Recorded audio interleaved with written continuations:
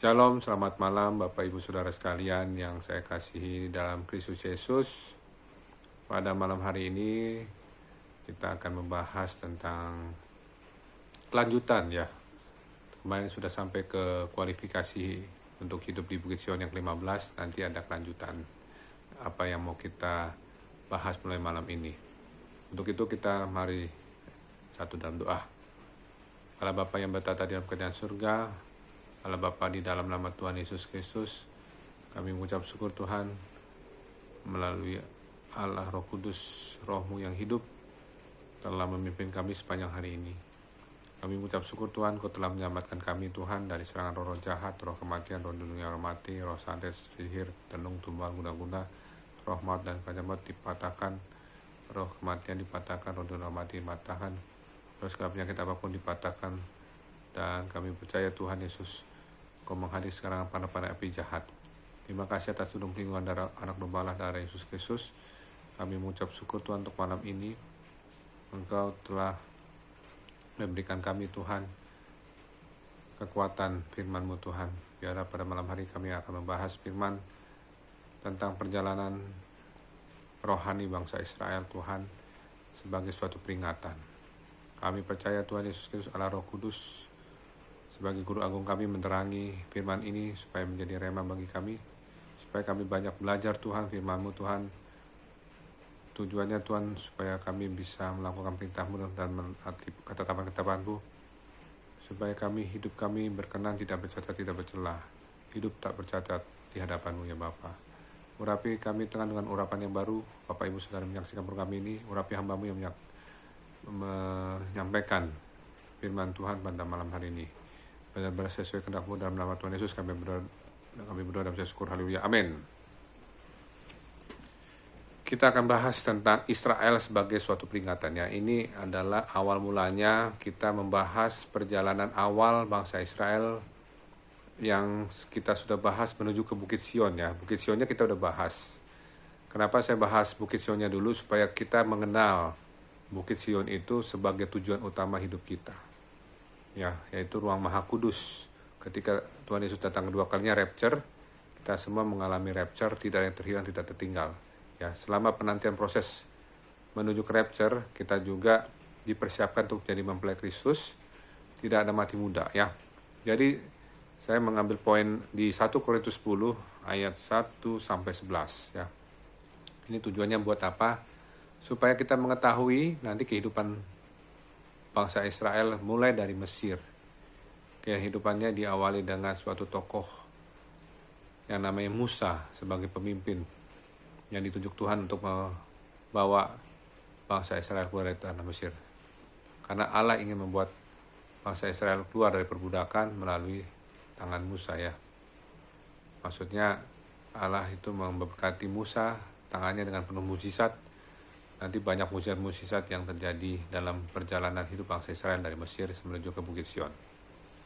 Bukan hanya Musa saja, tadi kita bisa lihat ya, dan di banyak firman Tuhan, habis Musa itu nanti ada yang menerusnya adalah Yosua.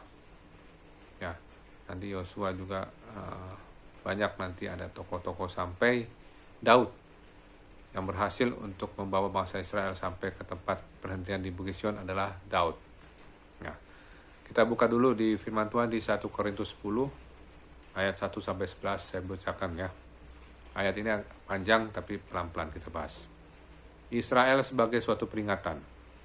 Aku mau supaya kamu mengetahui saudara-saudara bahwa nenek moyang kita semua berada di bawah pelindungan awan dan bahwa mereka semua telah melintasi laut.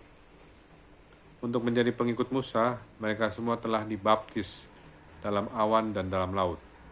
Mereka semua makan makanan rohani yang sama, dan mereka semua minum minuman rohani yang sama. Sebab mereka minum dari batu karang rohani yang mengikuti mereka, dan batu karang itu ialah Kristus.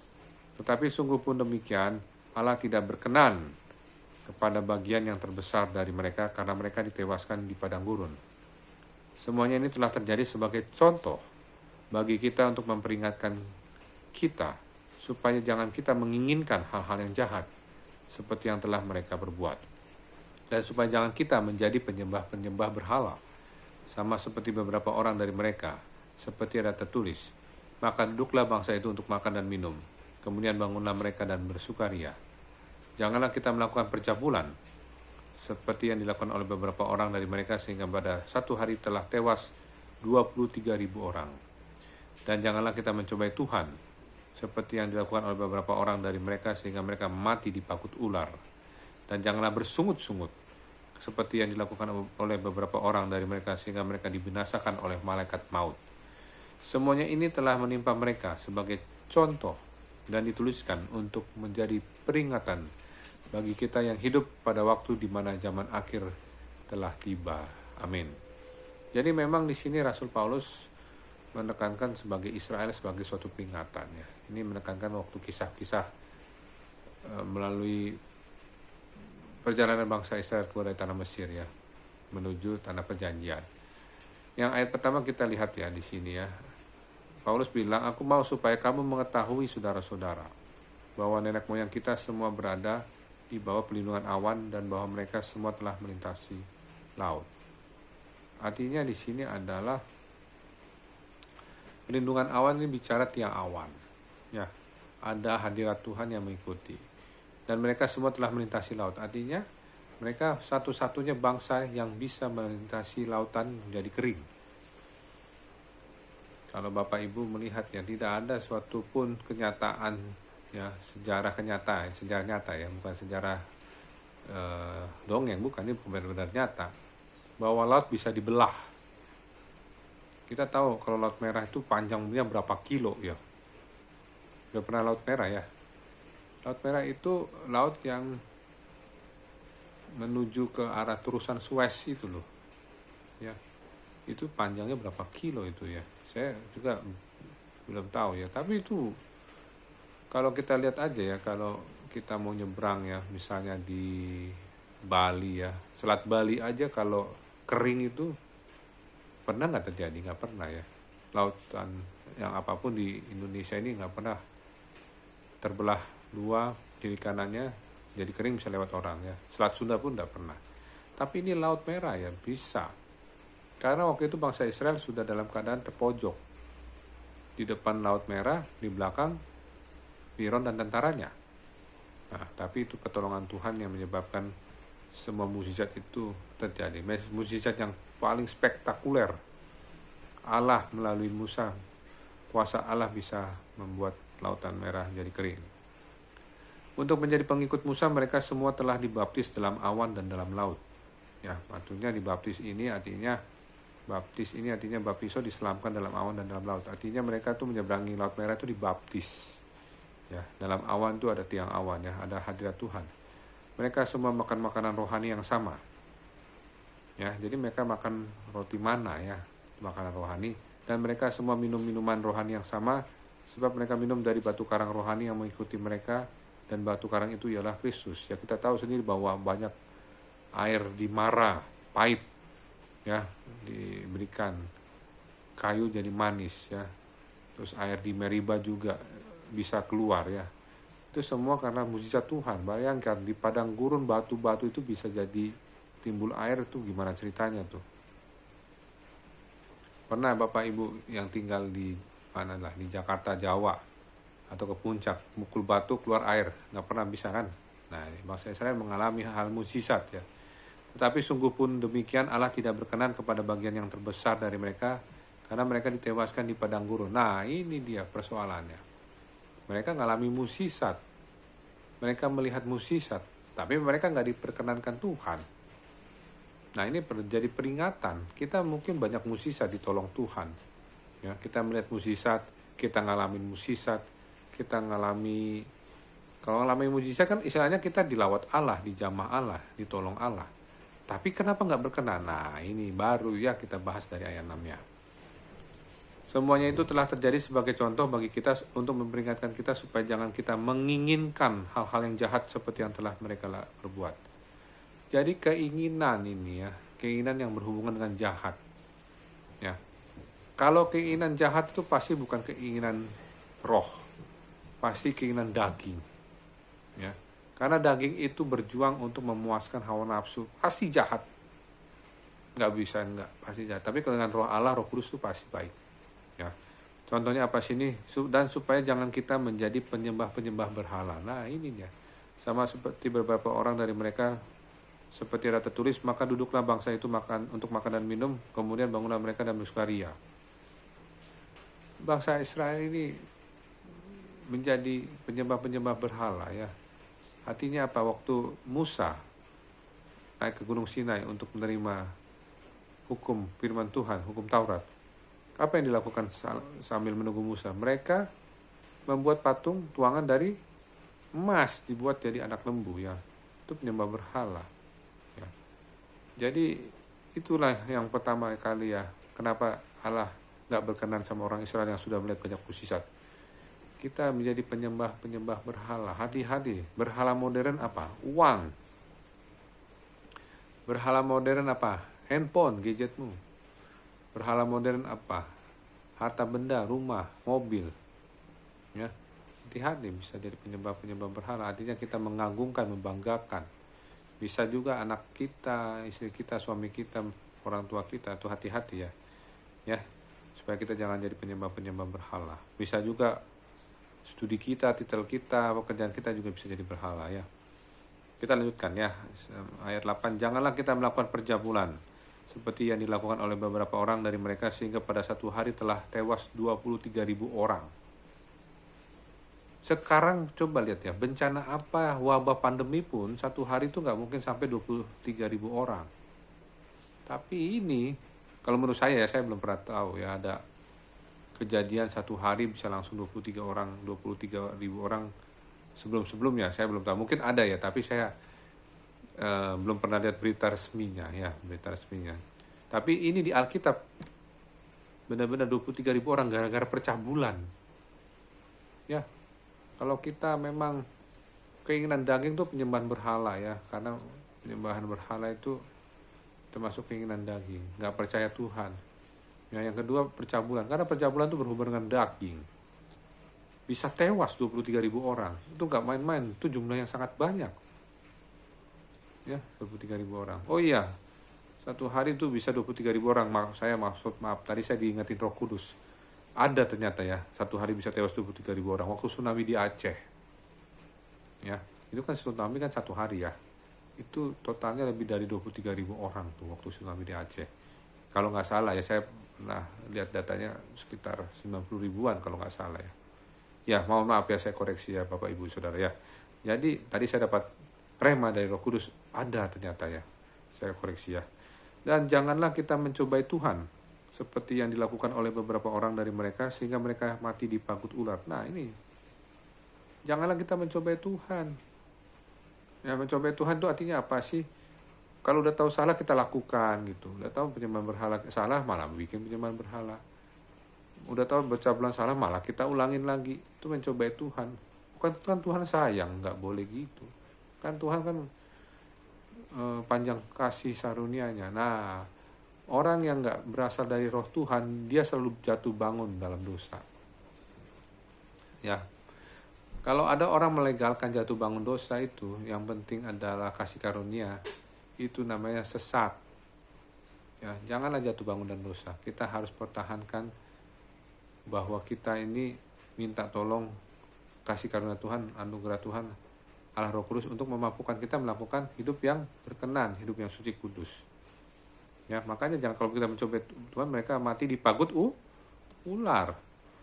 Ya.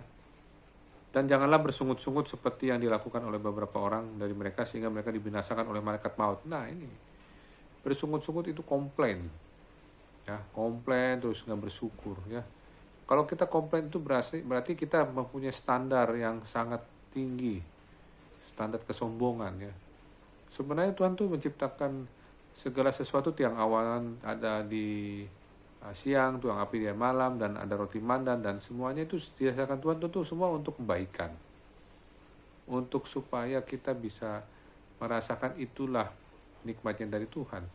Tapi kalau kita masih menilai itu nggak bersyukur, bosan, nah itu nih, bersungut-sungut juga itu bosenan ya.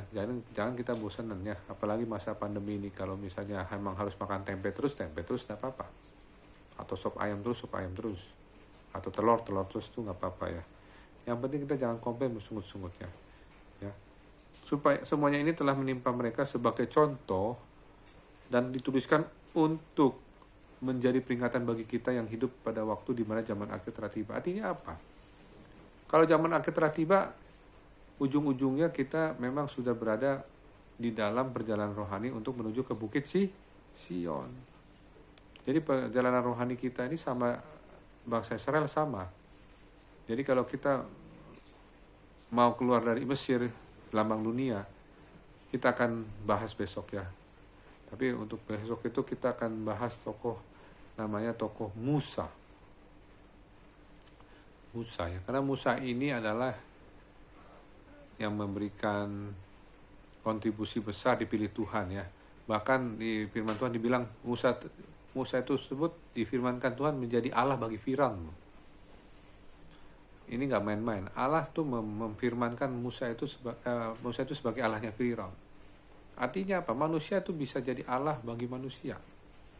Tapi ini menurut kedaulatan Tuhan ya. Artinya kedaulatan Tuhan nanti ada firman-Nya. Cuma saya nggak bahas sekarang, kita bahas besok ya. Tapi bahas kehidupan Musa itu pelan-pelan ya. Jadi tidak buru-buru supaya Bapak Ibu jelas. Nanti ada sejarah-sejarahnya ya.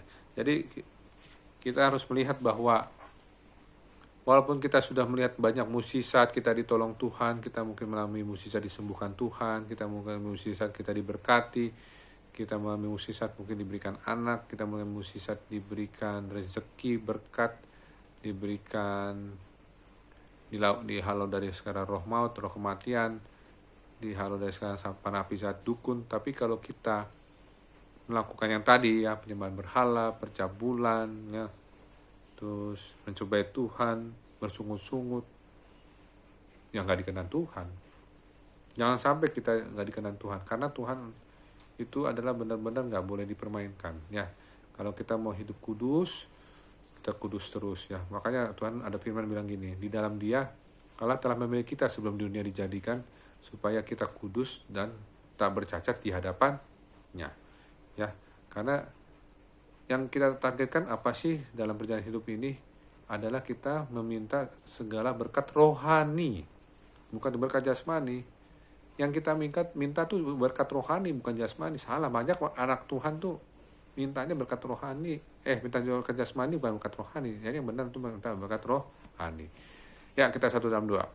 Bapa di surga, terima kasih Tuhan, Kau sungguh baik-baik kami. Biarlah kami membaca 1 Korintus 10 ayat 1-11 sebagai istilah, sebagai suatu peringatan, supaya kami belajar Tuhan apa yang menjadi kehendak-Mu, keinginan-Mu, supaya kami berhati-hati, berjaga-jaga dalam perjalanan hidup kami menuju rapture-Mu Tuhan nanti. Suatu saat nanti mengangkat kami semua dan kami layak untuk masuk ke ruang maha kudus-Mu, Bukit Sion-Mu yang kudus di kerajaan surga. Terima kasih Tuhan, berikan kami tidur yang nyenyak Tuhan pada malam hari ini. Bangunkan besok pagi jam 4 jam 5 untuk melakukan saat teduh. Dan kami berdoa Tuhan Allah Roh Kudus menguasai alam sadar bawah sadar kami dalam tidur. Tolak segala roh kematian mendadak, roh segala penyakit apapun, segala mimpi buruk, mimpi yang gak benar, mimpi kurang enak tidur, gelisah, dipatahkan kuasai dengan aroma Allah Yesus Tuhan. Kuasai tempat kami berada, rumah kami, kamar kami dengan api Roh Kudus. Kuasai dengan kuasa darah Allah Yesus, semua kami bersama anak-anak kami, keluarga kami. Terima kasih Tuhan, dalam nama Bapa, Anak, Roh Kudus, dalam Tuhan Yesus kami berdoa sekali ya. Amin. Terima kasih. Tuhan Yesus memberkati. Sampai ketemu besok. Shalom.